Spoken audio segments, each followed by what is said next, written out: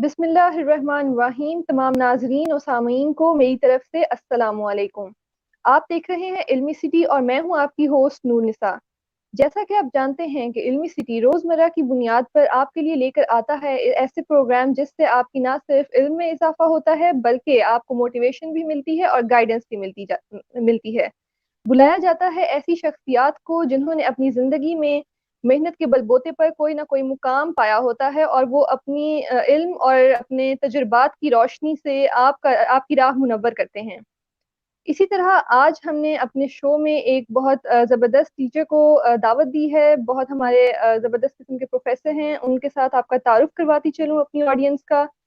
हमने दावत दे रखी है, हमें हमारे साथ हमारी दावत को कबूल किया है सर हसन बिन सादत ने। Sir Hasan university of the Punjab के department of environmental sciences, college of earth and environmental sciences में प्रोफेसर हैं। इसके अलावा सर मोटिवेशनल स्पीकर भी हैं और अपने स्टूडेंट्स के लिए एक बेहतरीन गाइड हैं, ट्रैवलर भी हैं।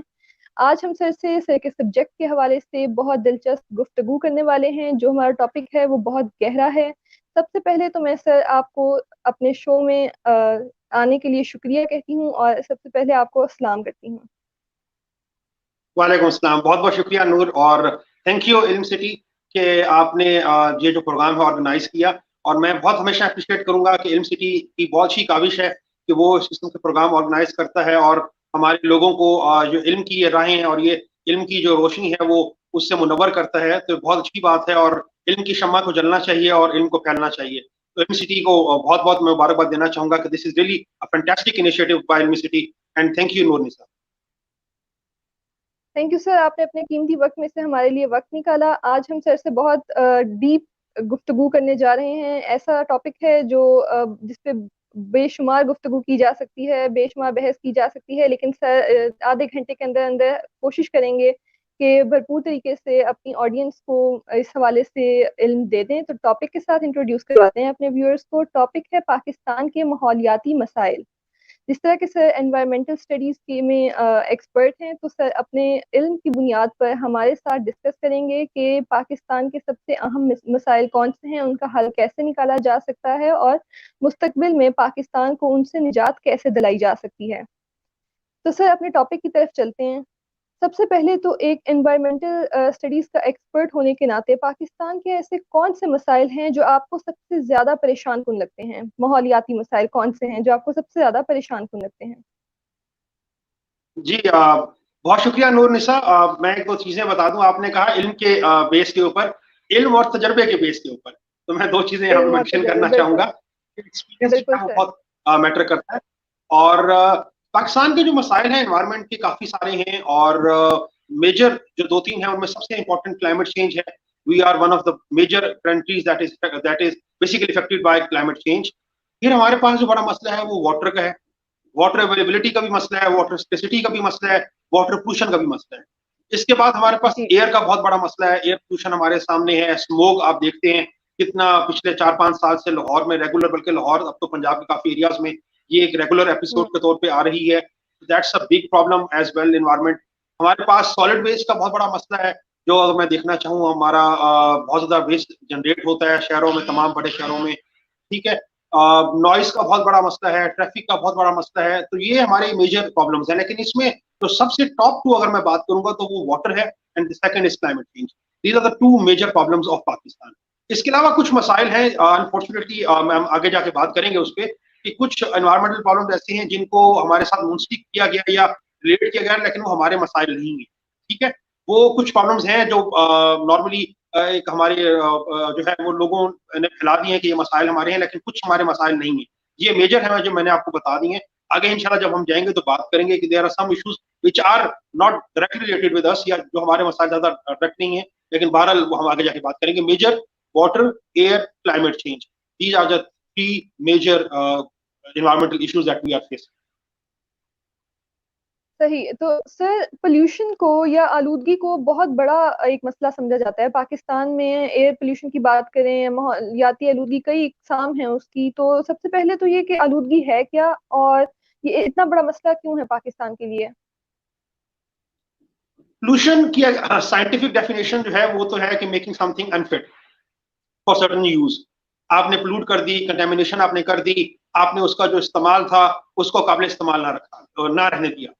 तो पाकिस्तान में जो प्रॉब्लम है वो वाटर पोल्यूशन का बहुत कॉमन है। आप देख सकते हैं कि हमारे पास जो ड्रेनेज है, फैक्ट्रीज के जो एफ्लुएंट्स हैं वो आपके पानी की वाटर बॉडीज में डाल देते हैं। सबसे अच्छी एग्जांपल तो मैं लाहौर की दे दूंगा, क्रीतरीन है, रिवर रावी को देखने हमने क्या बना दिया उसको, अब वो कहते हैं चिहड़ा नाला है। और अनफॉर्चुनेटली लाहौर में इस वक्त भी 2-3 नाले हैं। मेरे कुछ जानने वाले हैं, वो जब आते हैं लाहौर वो कहते हैं यार लाहौर नालों का शहर है। इकबाल टाउन में चले जाओ वहां भी नाला है, मॉडल टाउन में चले जाओ, जौहर टाउन में चले जाओ वहां भी आपको नाला मिलता है, गुलबर्ग में चले जाओ वहां भी नाला ऐसे ही मिलता है। है। तो ये मैं आपको बड़ी लेमन वाली बात उसमें लैंग्वेज में करूंगा कि मतलब वो कहते हैं लाहौर नालों का शहर है। तो ये that is something really to be think और टू बेसिकली हमें सोचना चाहिए इस हवाले से कि क्या है। तो water pollution is big big issue. हमारे पास लैंड पोल्यूशन भी है। आप देखें सॉलिड वेस्ट जो है वो बहुत ज्यादा प्रोड्यूस हो रहा है सिटीज में, और उसकी वजह से बहुत ज्यादा जो लैंड पोल्यूशन है वो हमारे सामने नजर आती है।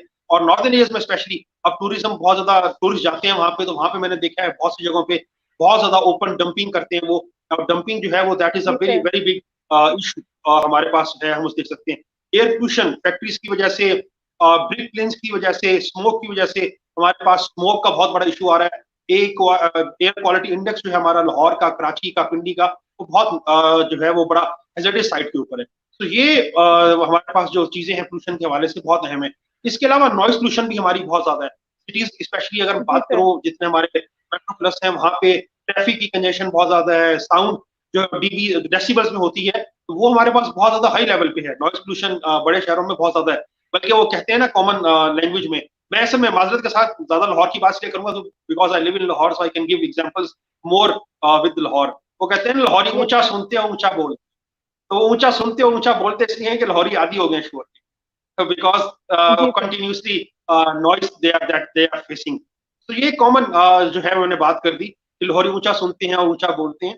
तो बहरहाल ये इश्यूज है। और अब अगर हम आगे जाके देखें, आगे बाकी की बात करूं तो दो और नई टाइप्स ऑफ पोल्यूशन है जो इंटरनेशनली भी जो है वो काफी एक्सपेंड कर रही है, पाकिस्तान में भी है। एक लाइट पोल्यूशन है और एक विजुअल पोल्यूशन है।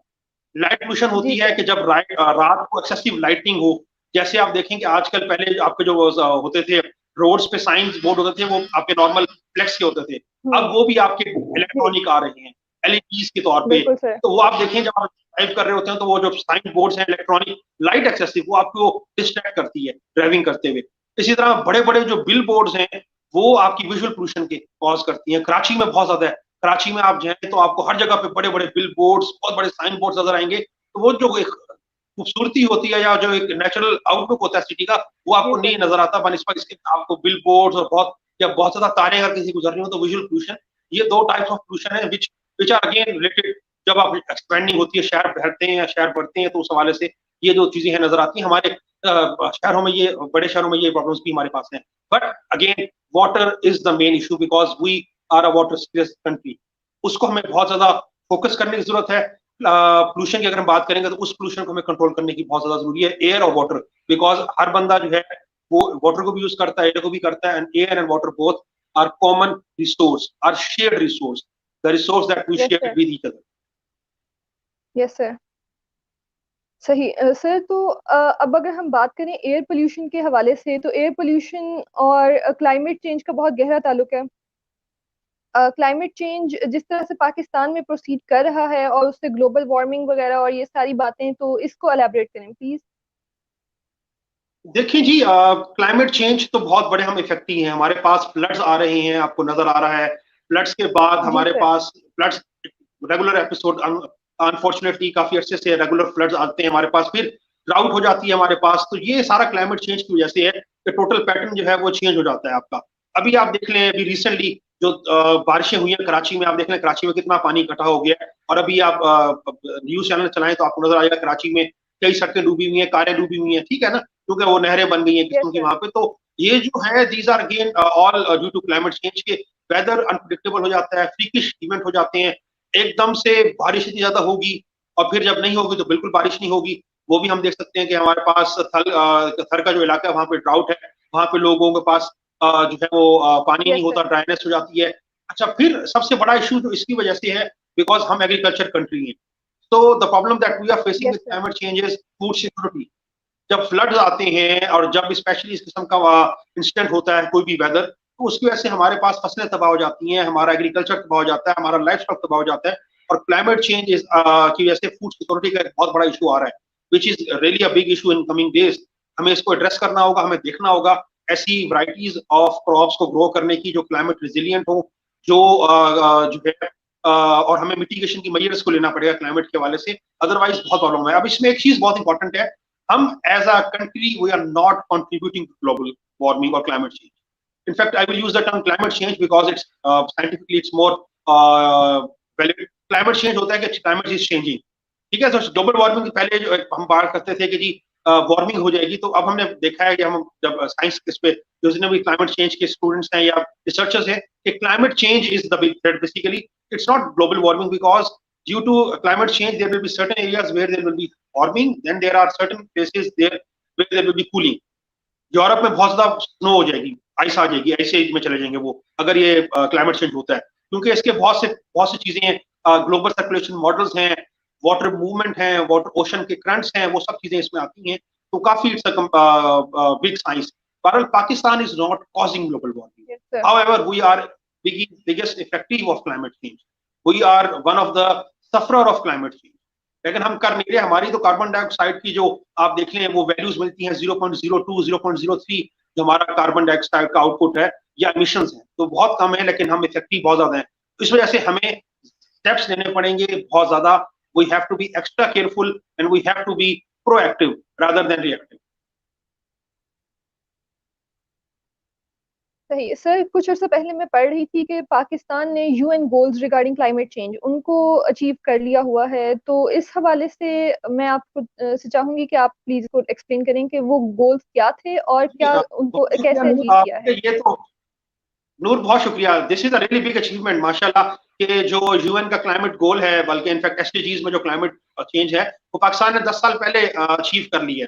तो ये बहुत अच्छी खुशखबरी है हम सबके लिए, और गवर्नमेंट का बहुत अच्छा रोल है इस हवाले से, लेकिन साथ ही साथ इसका मतलब है कि we have to be more and we have to be extra careful and more responsible now. तो ऐसे है कि मिसाल के तौर पर जब क्लास में अगर आपको याद हो कि जब हम पेपर्स लेते हैं या इवन स्कूल्स में भी होता है, तो अगर किसी की अच्छी पोजीशन आ जाए, सेकंड आ जाए, फर्स्ट आ जाए, तो हम क्या कहते हैं कि बेटा कीप इट अप।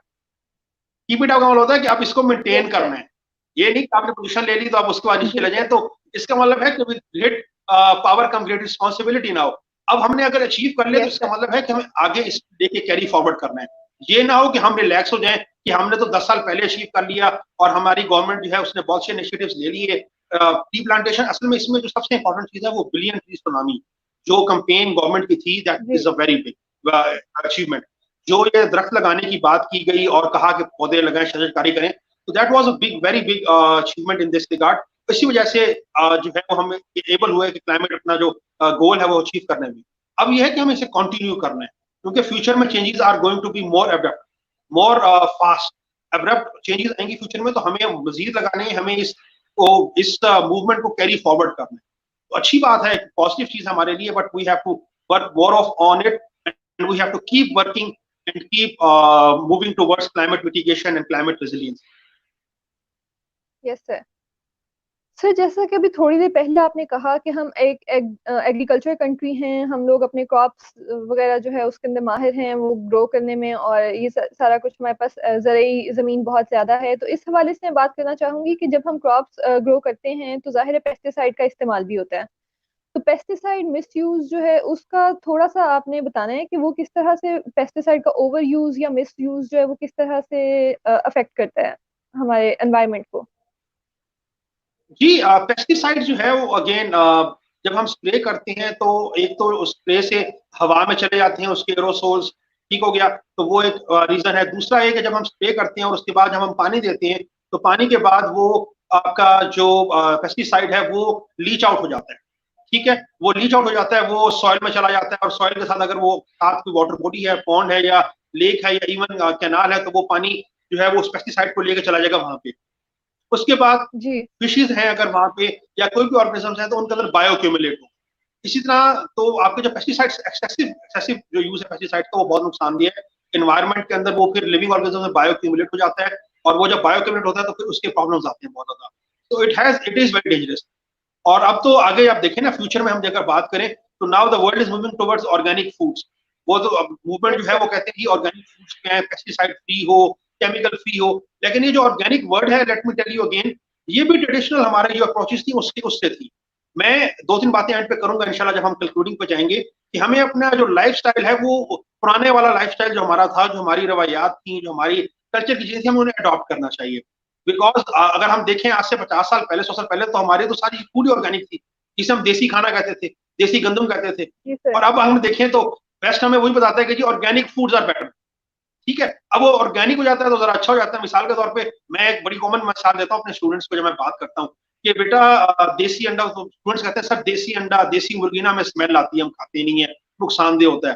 लेकिन अगर मैं कहूँ how about having organic and organic eggs, तो बड़ी खुशी से सर वो I bought organic eggs from that special restaurant, और सॉरी स्पेशल डिपार्टमेंटल स्टोर। तो भाई ऑर्गेनिक अंडे या ऑर्गेनिक मुर्गी जो है वो देसी अंडे और देसी मुर्गी है। तो मैं सिर्फ कहना चाह रहा हूँ कि वो हमने उसको फैंसी बना दिया। तो हमें देखना चाहिए कि असल में वो चीज क्या है। तो again chemicals are very dangerous for the environment as well as for human beings and for organisms. तो अगर हम ऑर्गेनिक की तरफ जाएंगे तो that is much more beneficial and better, और हमें इसको अंडरस्टैंड करना चाहिए। सही सर। अब एक और मसला है जो पाकिस्तान के एनवायरनमेंट को, माहौलियात को बहुत बुरी तरह से इफेक्ट कर रहा है, और वो है डिफॉरेस्टेशन। दरख्तों की कटाई, बेजा कटाई और नए दरख्त दरख्त ना लगाना, ये किस हद तक पाकिस्तान के एनवायरनमेंट को खराब कर चुका है और मजीद कितना कर रहा है, ये आप प्लीज बताएं इस बारे में। और ये भी कि इसको हम इस पर काबू कैसे पाया जा सकता है। जी पाकिस्तान वो उन कंट्रीज में शामिल है जिसमें फॉरेस्ट का जो रेशो है टू द कंट्री वो बहुत कम है, लैंड रेशो जो हमारा है। और वो जी। मुख्तलिफ आपको स्टैटिस्टिक्स मिल जाएंगे, इट्स लेस देन 5%। कुछ जगहों पे लिखा हुआ है कि जी 4% से भी कम है, तो विच इज वेरी लेस। तो हमारे पास तो बहुत कम है एरिया जिसमें हमारे पास जंगल है। उसमें भी अनफॉर्चुनेटली बहुत ज्यादा एक वक्त में जंगल काटे गए थे। और मेरा चूंकि काम रहा, मैं काम करता रहा, मेरी रिसर्च जो थी वो फॉरेस्ट के साथ थी बहुत ज्यादा। और मैंने काम किया मरी में, पथियाटा में, in fact all the northern coniferous forest of Punjab. तो मैंने काफी क्लोजली देखा कि क्या मसाइल हैं फॉरेस्ट के हवाले से। और उसमें दो तीन चीजें हैं जो मैं पॉइंट आउट करना चाहूंगा। अब हालात बेहतर हैं, recently conditions are much better. But I will talk about little 5-10 years back when I was working in that that area and especially in forest department. तो मैंने देखा था कि उस वक्त जब मैं मरी में काम कर रहा था तो मरी के जंगलात या जो पंजाब के थे वो बड़े बेहतर थे। लेकिन हजारा के जो जंगलात थे वो तकरीबन वहां पर डिफोरेस्टेशन हो चुकी थी और काट दिए गए थे। उन्होंने जो लैंग्वेज इस्तेमाल की जाती है वो ये कहा जाता है, उर्दू में तो कहा जाता है गंजे पहाड़, और इंग्लिश में कहते हैं बैरन माउंटेन्स, यानी माउंटेन्स बट टोटली बैरन।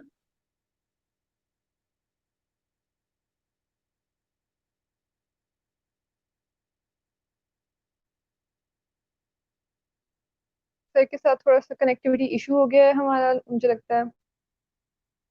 तो जब तक सर वापस आते हैं तब तक मैं अपने व्यूअर्स को बताती चलूं कि हमारा आज का टॉपिक है पाकिस्तान के माहौलियाती मसाइल। आपके पास कोई सवालात हैं तो आप सर से पूछ सकते हैं जब सर वापस आएँ तो। ज़रूर पूछिए, बल्कि क्योंकि सर इस फील्ड में एक्सपर्ट हैं और माहौलियात के हवाले से आपके सवालों के बहुत बेहतरीन तरीके से जवाब दे सकते हैं। अभी तक हमने बात की है कि पाकिस्तान के सबसे अहम माहौलियाती मसाइल में दरख्तों की कटाई, इसके अलावा पोल्यूशन, आलूदगी, ये सबसे अहम मसाइल हैं। आलूदगी की अगर बात की जाए तो सर ने बताया है कि उसकी भी हैं,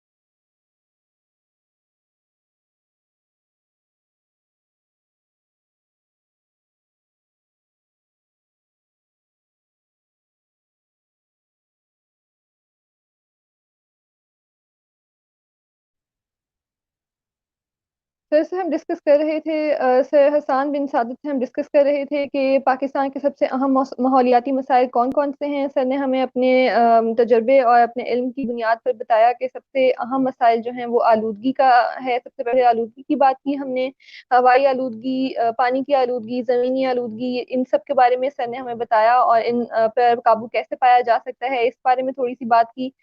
तो सर के साथ कोई टेक्निकल इशू हो गया है, सर का टेक्निकल इशू रिजॉल्व होता है तो हम दोबारा से सर से बात जारी रखते हैं, अगर नहीं होता तो कोई बात नहीं, हम एक दफ़ा रिवाइज करते हैं या मैं आपको दोबारा से बताती हूँ जो कुछ सर ने डिस्कस किया है। तो सबसे पहले तो ये कि माहौलियाती आलूदगी पाकिस्तान में बहुत बढ़ रही है। उसकी वजह ये है कि लोग उस तरह से अपने माहौल का ख्याल नहीं रखते हैं, कूड़ा करकट का ख्याल नहीं रखते। लोगों को इस बारे में एजुकेट करने की बहुत ज़रूरत है। कूड़े को कूड़ेदान में फेंकें। जब आप जो आपकी हवा है उसको आप साफ रखने की कोशिश करें। उसको साफ किस तरह से रखा जा सकता है कि ट्रैफिक का कम से कम इस्तेमाल किया जाए। आप अपने मोटर व्हीकल्स जो हैं उनका सिर्फ ज़रूरत के वक्त इस्तेमाल करें। मुख्तलिफ जो पब्लिक ट्रांसपोर्ट है उसका इस्तेमाल ज़्यादा करें और बाइसिकल वगैरह का इस्तेमाल बहुत मुफीद है, ना सिर्फ आपकी सेहत के लिए बल्कि माहौल के लिए भी।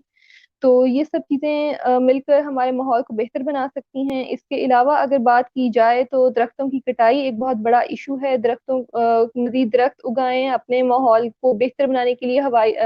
जो फिज़ा की आलूदगी है उसको कम करने के लिए ये बहुत ज़रूरी है। तो मज़ीद दरख्त हमें उगाने चाहिए क्योंकि इससे फ़िज़ा बेहतर होती है, फ़िज़ाई आलूदगी कम होती है। तो ये सब थे आज के मौज़ूआत। अगर हम नेचुरल डिज़ास्टर्स की बात करें तो सैलाब, कहत साली, ज़लज़ले ये सब हमारे पास तभी आते हैं जब हम कुदरत के बैलेंस को ख़राब करने की कोशिश करते हैं या अ, अपने तरीकों से, अपनी कारकर्दगी से, अपने माहौल पे पड़ने वाले फ़र्क से जब हम कुदरत का बैलेंस जो है वो ख़राब करते हैं तो फिर ये नेचुरल डिज़ास्टर्स जो हैं ये आते हैं क्योंकि माहौल का बैलेंस ख़राब हो जाता है।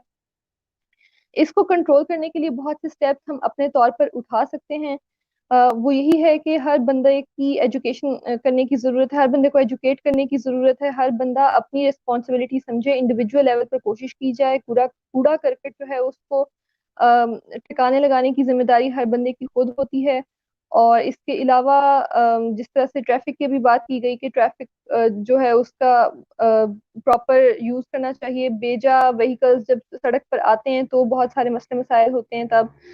तो आज के टॉपिक, आज के मौजू में यही सब कुछ था। सर के साथ कोई टेक्निकल इशू होने की वजह से सर हमें दोबारा ज्वाइन नहीं कर पाए, लेकिन सर ने जितना बताया वो भी बहुत मुफीद था। उम्मीद है कि हमारी ऑडियंस ने उससे बहुत कुछ सीखा होगा और अब इसको इम्प्लीमेंट करने की भी कोशिश करेंगे क्योंकि माहौल को हमने बचाना है। ये ज़मीन हमारा घर है और इस घर के अलावा हमारे पास और कोई जाने की जगह नहीं है इस यूनिवर्स में। तो बेहतर यही है कि हम इसको बेहतरीन तरीके से रखें, अपने एक्टिविटीज़ की वजह से इसको नुकसान ना पहुंचाएं बल्कि इसको बेहतर बनाने की कोशिश करें। तो इंशाल्लाह दोबारा फिर मिलेंगे किसी नए मौजू पर, किसी नए गेस्ट के साथ और मज़ीद मालूमात अपने व्यूअर्स को देंगे जिनसे आपकी ना सिर्फ मोटिवेशन होगी बल्कि गाइडेंस भी होगी। मज़ीद मालूमात के लिए देखते रहिए इल्मी सिटी। मैं हूँ आपकी होस्ट नूर निसा और आपसे इजाज़त चाहती हूँ नेक्स्ट प्रोग्राम तक। खुदा हाफिज़।